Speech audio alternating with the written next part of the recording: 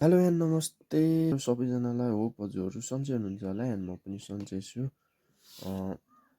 So आज चाहिँ भन्ने यो मोबाइल एप्स छ होइन ड्रइङ गर्ने, यो चाहिँ जे मोबाइल एन्ड्रोइडमा चाहिँ स्केचहरू गर्नुहरू सजिलो हुन्छ। अनि यसमा फेरि तपाईँको एआई समथिङहरू यो अनलाइनबाट पनि हुन्छ, त्यो कुरामा हामी नजाउँ।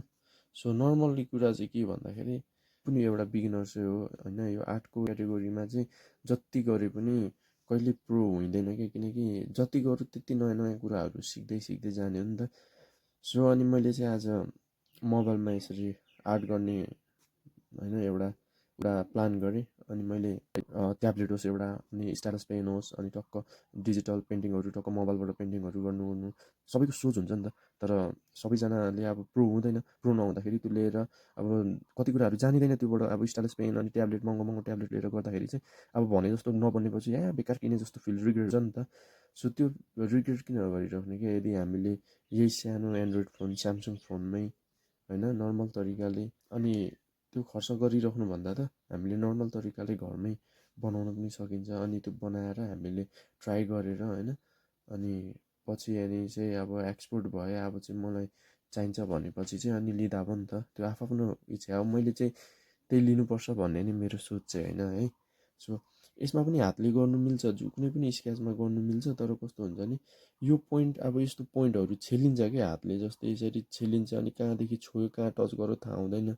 सो यसरी ड्र गर्दाखेरि पनि अलिकति अप्ठ्यारो हुन्छ।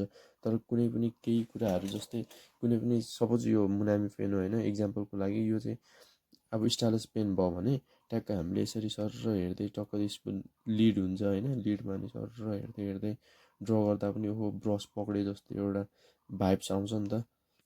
बात तो सही है। भएर चाहिँ मैले पनि युट्युबमा हेरेर अरूले गरेको देखेर मलाई पनि मन लागेको।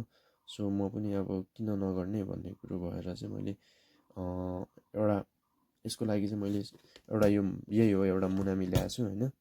अनि यो वायर भयो, अनि त्यसपछि मसँग यो कटन चाहिँ चाहिएको हो कि मेन, अनि एउटा कटर क्यारेट होइन।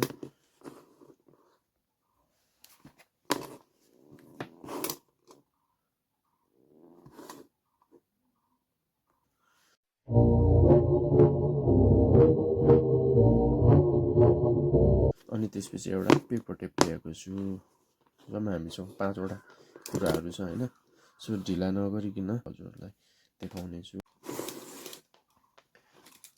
सुरुमा चाहिँ मैले यो वायर लिएँ, हामीलाई त्यति धेरै लामो पनि चाहिँदैन होइन, नर्मल ठिक्कको लिने।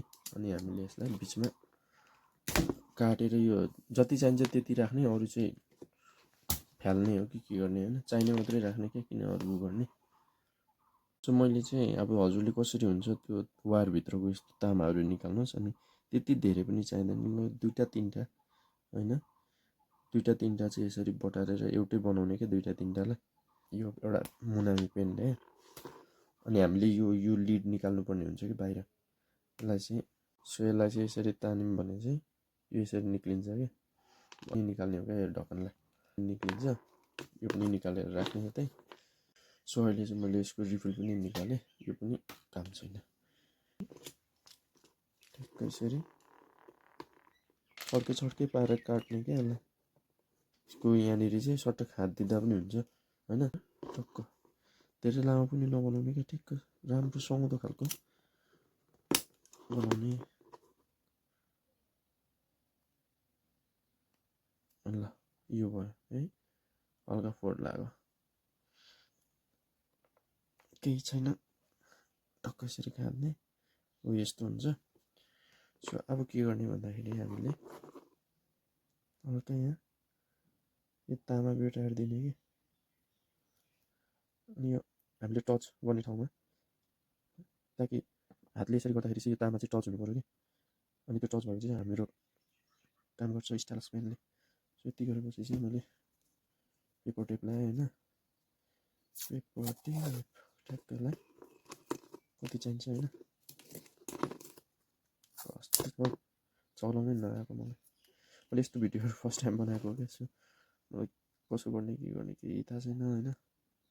सो म पनि धेरै नयाँ नयाँ भिडियोहरू नयाँ नयाँ कुराहरू सिकाउँदै ताकि म जस्तो आर्टिस्टलाई धेरै युजफुल होस् कि म जस्तो भन्नाले म जस्तो बिगिनरहरूलाई धेरै युजफुल होस् भनेर अन्त यसरी बटारेँ त्यो बटारेपछि यहाँ टेप लगाइदिने ताकि त्यो बटारेको नफुस्कियोस्।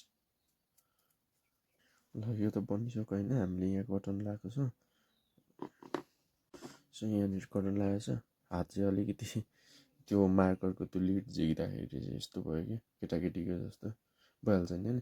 सो यहाँ चाहिँ कटन छ क्या, अनि यो कटनलाई चाहिँ अब हामीले के गर्नुपर्छ भन्दाखेरि चाहिँ हल्का भिजाउने पानीमा होइन, भिजाएर अनि हल्का पुस्ने कि केही कुरामा कपडाहरू छ भने हल्का पुस्ने। अनि पुसिसकेपछि चाहिँ ट्याक्क यहाँनिर हातले टच हुन्छ नि त तामा, टच भएपछि के गर्ने त ट्याक ट्याक ट्याक ट्याक ट्याक आयो।